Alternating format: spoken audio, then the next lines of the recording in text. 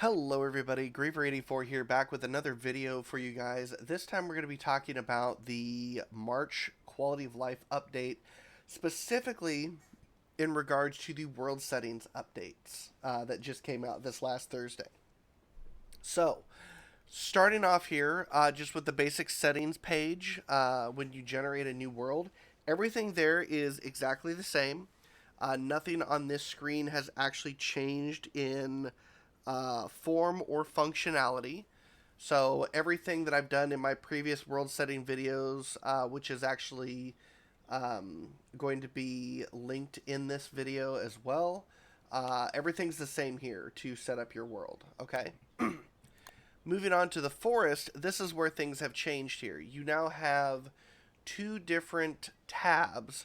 You have world settings and world generation, and I'm going to discuss kind of what the difference between the two is here.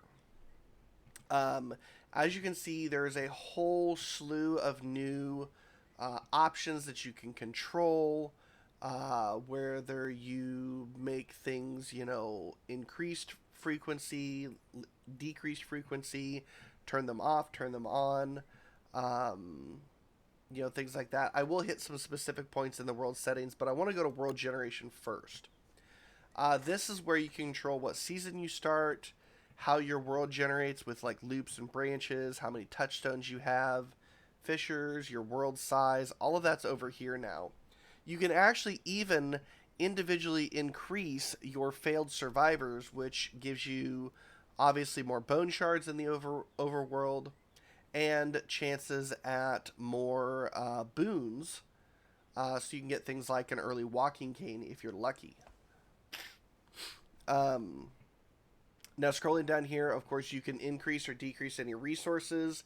Um, One thing that, like me personally, when I was looking at this, I was like, oh, I can decrease meteor fields so I don't have as much, I don't lose as much space in my world to meteors and can build more. Remember, if you decrease meteor fields, that lessens the chance that you're going to get the round moonstone to fall that allows you to change characters. So just be aware of something like that. You can increase your tumbleweeds, saplings, trees. Now, creature spawners. Now, this is important here, this section right here. This is how you control the number of spawn points you have for each of these options, whether it's goats, salamanders, hollow stumps, beehives, McTusk camps, and so on and so forth. And the reason I point this out is because they made a point in the notes and during the testing phase to let people know that you can actually go in and alter world settings after you've generated the world. But that does not apply to the world generation page or any of the settings on this specific section.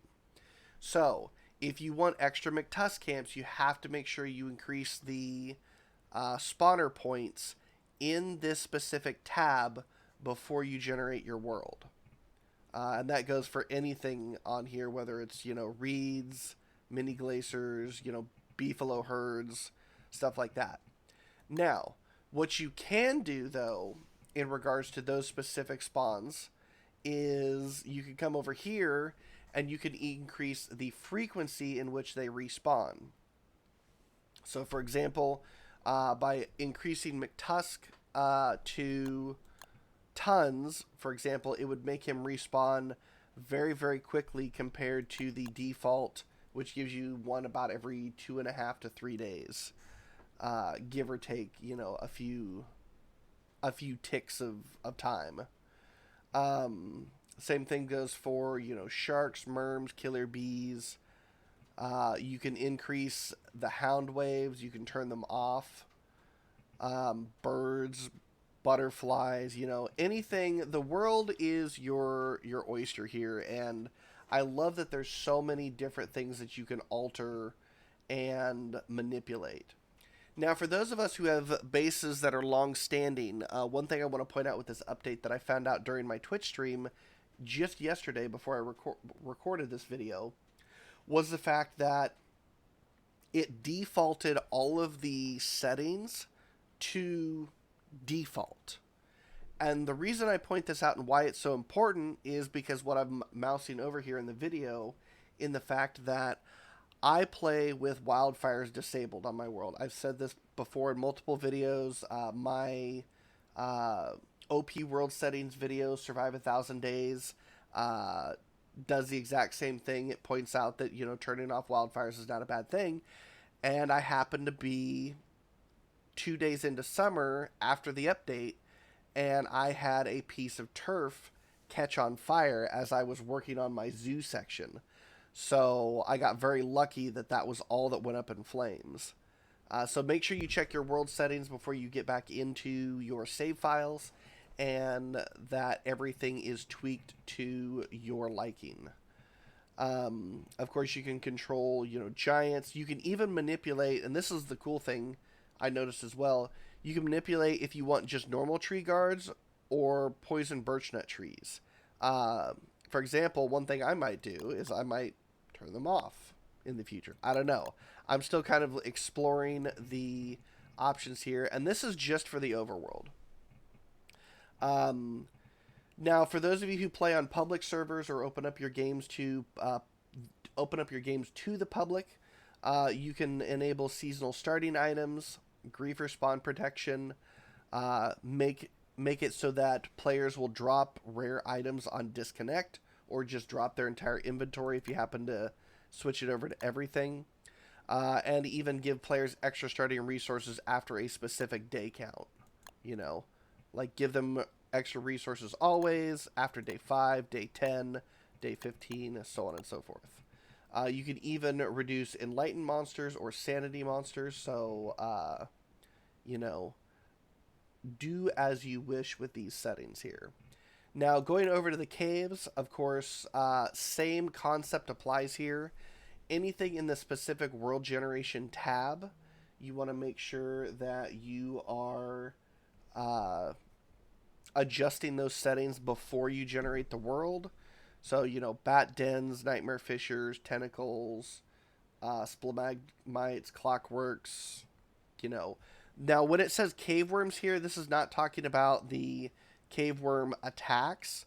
This is talking about the random spawning cave worms that you come across to in the ruins itself. So, don't get that confused. And then, of course, world settings over here. You know, you can increase dust moss, mush gnomes, naked mole bats. You know, you've got your giants for the spider queen, toadstool, and tree guards, and everything. Then, of course, you know, up here at the top is, of course, your cave worm attacks themselves, where you can increase or decrease those as you see fit. All right. But other than that, you know, the mod page is getting has gotten some updates as well. Mods now will update even without having the game open, through Steam itself, from what I understand, because there's been some API changes in the background. It's not anything your average player has to worry about, but for you modders out there, you might check the notes on the forums, which I'll link down in the description. But with that is going to cover the basic concepts of changes in the quality of life update for March 2021 for Don't Starve Together. If you guys have any questions, though, make sure to leave them in the comments down below. Would you guys like to see me update my world settings video, which you can check out and should be linked in a pop-up right now in the video?